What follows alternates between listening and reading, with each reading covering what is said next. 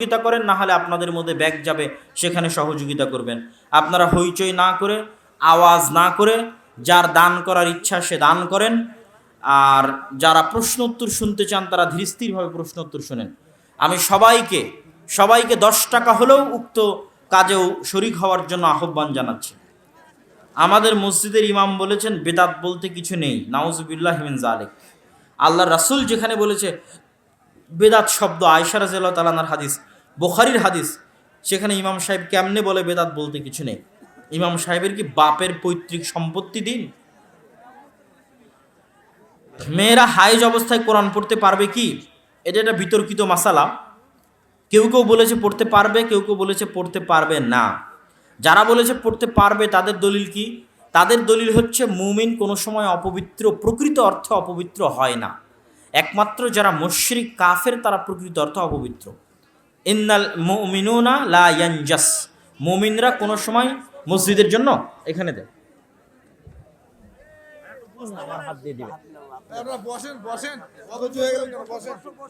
জি, আপনারা সবাই ঠান্ডা মাথায় মসজিদের এই যে স্টেজের সামনে এসে হোক, আপনাদের মাধ্যমে এগেলে হোক, দানে অংশগ্রহণ করবেন। তো মুমিনরা কোনো সময় অপবিত্র হয় না। আর রাসূল সাল্লাল্লাহু আলাইহি ওয়াসাল্লাম আয়েশা রাদিয়াল্লাহু তাআলা আনহাকে বলেছেন যে তোমার হাতে অপবিত্রতা নেই, তুমি যে হায়েজ অবস্থায় আছো, এটা এই অপবিত্রতা তো তোমার হাতে লেগে নেই। এটা রাসূল সাল্লাল্লাহু আলাইহি ওয়াসাল্লাম আয়েশা রাদিয়াল্লাহু তাআলা আনহাকে বলেছেন। ইশার সালাতের পরে বক্তব্য দেওয়া যাবে কি, এর সত্যতা জানতে চাই। ইশার সালাতের পরে অপ্রয়োজনীয় কথা বলা নিষিদ্ধ, তবে প্রয়োজনীয় কথা হলে বলা যাবে। তার মধ্যে দিনের দাওয়াতি কাজ যদি প্রয়োজনীয় মনে করা হয় অবশ্যই বলা যাবে। শ্বশুরকে বাবা বলে ডাকা যাবে কি? সম্মানার্থে বাবা বলে ডাকা যাবে, তবে প্রকৃত বাবা বলা যাবে না, তথা কাগজে কলমে সকল জায়গায় প্রকৃত বাবা বলার অপশন নেই। শায়েখ, আমার প্রশ্ন হচ্ছে কবরস্থান কি ইট দিয়ে বাধাই করা যাবে? কবরস্থানের সীমানা নির্ধারণ করা যেতে পারে, কিন্তু নির্দিষ্ট কবর ইট দিয়ে বাধাই করা যাবে না। কিন্তু একটা বিশাল কবরস্থানের জমির সীমানা নির্ধারণ করা যেতে পারে, তবে নির্দিষ্ট কবর ইট দিয়ে বাধাই করা যাবে না। পৃথিবীতে সালাতে সালাম ফিরার বাক্য শিরিক থেকে বাঁচার দোয়া পড়া যাবে কি? সালাম ফিরার পূর্বে দুনিয়ার সকল দোয়া পড়া যাবে, যা কোরআন এবং হাদিস দ্বারা প্রমাণিত। সালাতে দোয়া মাসুরা না পড়ে আত্তাহিয়াতু দরুদ ইব্রাহিম পড়ে সালাম ফিরলে সালাত হবে কি? আত্তাহিয়াতু এবং দরুদ হচ্ছে জরুরি, আর মাসুরা হচ্ছে অন্য দোয়ার মতো একটি দোয়া। সুতরাং না পড়ে সালাম ফিরলেও সালাত হবে, কোনো সমস্যা নেই। আয়াতুল কুরসি সুন্নাত নামাজে পড়া যাবে কি? সুন্নাত ফরজ সকল নামাজে আয়াতুল কুরসি পড়া যাবে, কেন আয়াতুল কুরসি কোরআনের একটি আয়াত। বিতির নামাজের পরে তাহাজ্জুদ পড়া যাবে কি? জি না, বিতিরই হচ্ছে রাতের শেষ সালাত। যতদূর জানি ফসলের ওসর সেচের পানিতে 20 ভাগের 1 ভাগ, আল্লাহর পানিতে 10 ভাগের 1 ভাগ। বর্তমান মৌসুমে দুই পানিতেই, বৃষ্টির পানি এবং সেচের পানি, কোনটা বেশি খরচ, কোনটাতে বেশি হচ্ছে? যেটার পরিমাণ বেশি সেটাই ধরবেন। আমরা 7 ভাই 3 বোন। আমাদের বাবা মা মারা গেছেন। আমার বাবার কবরের পাশে দাঁড়িয়ে একসঙ্গে হাত তুলে মোনাজাত করতে পারবো কি? জি না, একা একাই যে যার মতো যাবে সে সার মতো একা একা হাত তুলে দোয়া করবে। গুল বিড়ি সিগারেট খেলে কি মায়ের সাথে জেনার মতো পাপ হয়? এরকম আমার জানা নেই, তবে গুল বিড়ি সিগারেট হারাম। হারাম খেলে 40 দিন ইবাদত কবুল হবে না, আর এই হারাম যারা খাবে তাদের জান্নাতে যাওয়াও দুরূহ এবং কঠিন হবে। মানুষ মারা গেলে গরু জবাই করে আত্মীয়দের খাওয়ানো বেদাত বেদাত বেদাত। বরং যেই বাড়িতে মানুষ মারা গেছে সেই বাড়িতে আপনাদেরকে আরও খাবার পাঠাতে হবে, অন্তত 3 দিন যাবত ওই বাড়িতে খাবার পাঠাবেন। রমাজান মাসে সিয়াম অবস্থায় স্বামী স্ত্রী সহবাস করলে কি হবে? ফরজ সিয়াম থাকা অবস্থায় সহবাস করলে 60 দিন টানা সিয়াম পালন করতে হবে, অথবা 60 জন মিসকিনকে খাওয়াতে হবে, অথবা গোলাম আজাদ করতে হবে।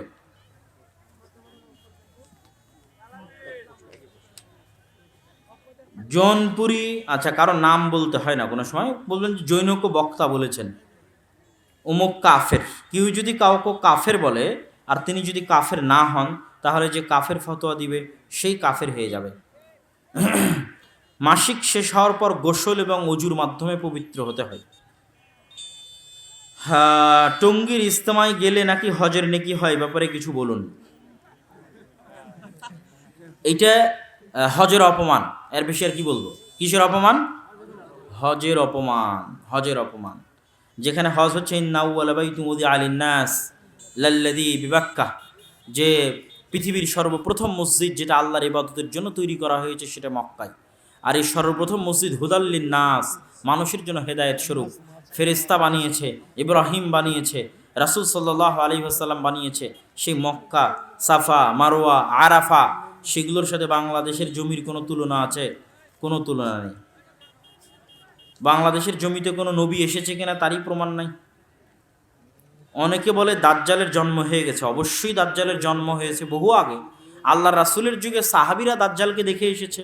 সহিহ বুখারীর হাদিস, তামিম আদ-দারি রাদিয়াল্লাহু তাআলা আনহু দাজ্জালকে দেখে এসে আল্লাহ রাসূলকে দাজ্জালের বর্ণনা শুনিয়েছেন। আর রাসূল সাল্লাল্লাহু আলাইহি ওয়াসাল্লাম ওই লম্বা ঘটনা মিম্বারে দাঁড়িয়ে সব সাহাবীকে শুনিয়েছে। সহিহ বুখারীতে খুলে দেখেন, দাজ্জাল বহু আগেই জন্ম, কিন্তু সে বন্দি অবস্থায় আছে, হাত পা জিঞ্জিরাবদ্ধ আছে। কখন আল্লাহ সুবহানাহু ওয়া তাআলা তাকে ছাড়বেন, মুক্ত ঘোষণা করবেন, সেটা আল্লাহ সুবহানাহু ওয়া তাআলা জানেন।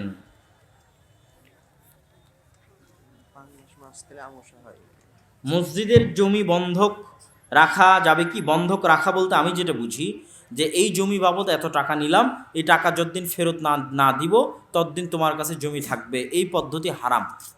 এই পদ্ধতি কি? হারাম। জমি লিজ দেওয়া যেতে পারে, প্রতি বছরের ভিত্তিতে তুমি আমাকে এত টাকা দিবা, জমি তুমি তোমার মতো আবাদ করবা, এটা হচ্ছে লিজ দেওয়া। জমি লিজ দেওয়া যেতে পারে। জমি বর্গা আকারে আধি দেওয়া যেতে পারে, যেটা আমাদের রাজশাহীতে বলে আধি দেওয়া। এই জমি তুমি আবাদ করবা, এত ভাগের এক ভাগ সব ফসল তুমি আমাকে দিবা। আধিও দেওয়া যেতে পারে, লিজও দেওয়া যেতে পারে, কিন্তু বন্ধক হারাম। পাঙ্গাস মাছ খেলে আমার আমাশা হয়, এটা আমি বিশ্বাস করি, তাতে কি আমার পাপ হবে? বৈজ্ঞানিক দলিল ছাড়া, ডাক্তারি দলিল ছাড়া এমনি বিশ্বাস করলে কুসংস্কার হবে।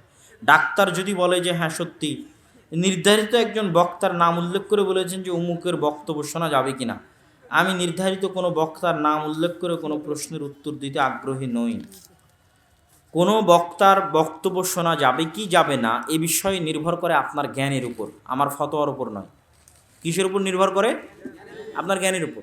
আপনার কাছে যদি এই পরিমাণ জ্ঞান থাকে যে আপনি সত্য মিথ্যার মধ্যে যাচাই করতে পারেন, আপনি সবার বক্তব্য শুনতে পারেন, কোনো সমস্যা নেই। আর আপনার কাছে যদি ওই পরিমাণ জ্ঞান না থাকে, পথভ্রষ্ট হওয়ার আশঙ্কা থাকে, তাহলে আপনি যাকে বিশ্বাস করেন, যাকে কাছ থেকে জানেন, যার জীবনী সম্পর্কে জানেন, যার চাল চরিত্র আচার ব্যবহার সম্পর্কে জানেন, যার নামাজ আমল আখলাক তাকওয়া পরহেজগারিতা সম্পর্কে জানেন, সে যদি একজনও হয় তো শুধু তারই বক্তব্য শুনবেন।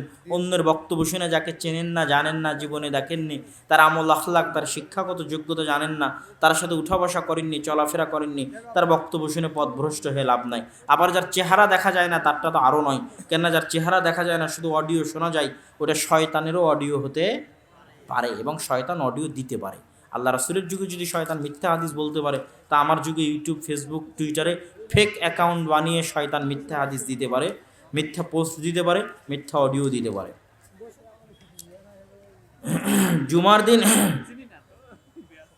জুমার দিন ইমাম খুতবা দেওয়ার সময় মুসল্লিরা মসজিদে প্রবেশ করে ইমামের সামনে সালাত শুরু করে দেয়। ইমাম খুতবা দেওয়ার সময় সালাত আদায় করা যাবে কি?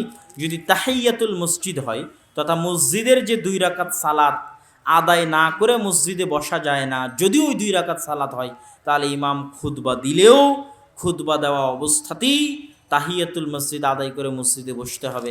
আর এর বাইরে অন্য কোনো সালাত খুতবা চলা অবস্থায় আদায় করা উচিত নয়, ঠিক নয়, জায়েজ নয়, না জায়েজ। কেননা খুতবা শোনাও একটা ইবাদত, অতএব অন্য সালাত বাদ দিয়ে খুতবা শুনতে হবে। তবে যদি তাহিয়াতুল মসজিদ হয়, তাহলে শুধু তাহিয়াতুল মসজিদে 2 রাকাত সালাত আদায় করে বসে পড়বে। যে ব্যক্তি গলায় তাবিজ আছে, তার গলায় তাবিজ থাকা অবস্থায় তাকে ঝাড়ফুঁক করা যাবে কি?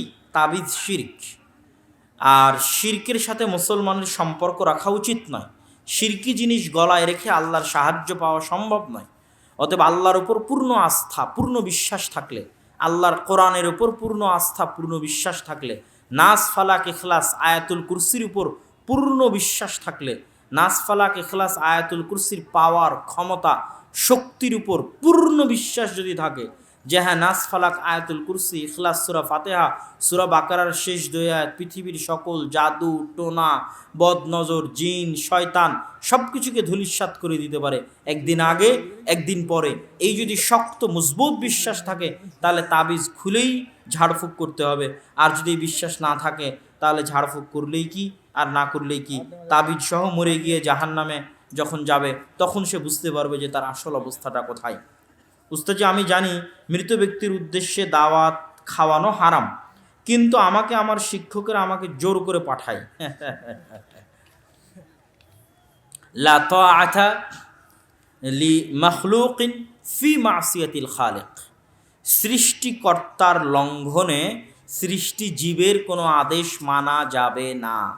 তো তোমার টিচার সৃষ্টি জীব, আর মৃত ব্যক্তির বাড়িতে গিয়ে খাওয়া বা কোনো অনুষ্ঠানে অংশগ্রহণ করা বেদাত, আর বেদাতে অংশগ্রহণ করা যাবে না, এটা সৃষ্টিকর্তার আদেশ। আর তোমার টিচার হচ্ছে সৃষ্টিজীব, তো সৃষ্টিকর্তার আদেশকে লঙ্ঘন করে সৃষ্টিজীবের আনুগত্য চলে না। শায়েখ ইশার সালাতে কেউ যদি শেষের 1 রাকাত সালাত পায়, পরে বাকি সালাত একাকি পড়ার সময় সূরা ফাতিহার পর কি সূরা মিলাতে হবে? প্রয়োজন নেই মিলানোর। এগুলো কি একই প্রশ্ন না আলাদা প্রশ্ন? জামাত হয়ে যাওয়ার পর দ্বিতীয় জামাত একই জায়গায় পড়া উচিত নয়, একটু ভিন্ন জায়গায় দ্বিতীয় জামাত কায়েম করতে হবে।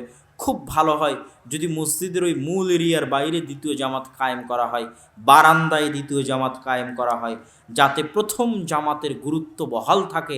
কেননা প্রথম জামাতটাই আসল জামাত, প্রকৃত জামাত এক মসজিদের ক্ষেত্রে, আর বাকি জামাতগুলো প্রকৃত আসল জামাত নয়, জামাত আদায় করা হচ্ছে তাই জামাত।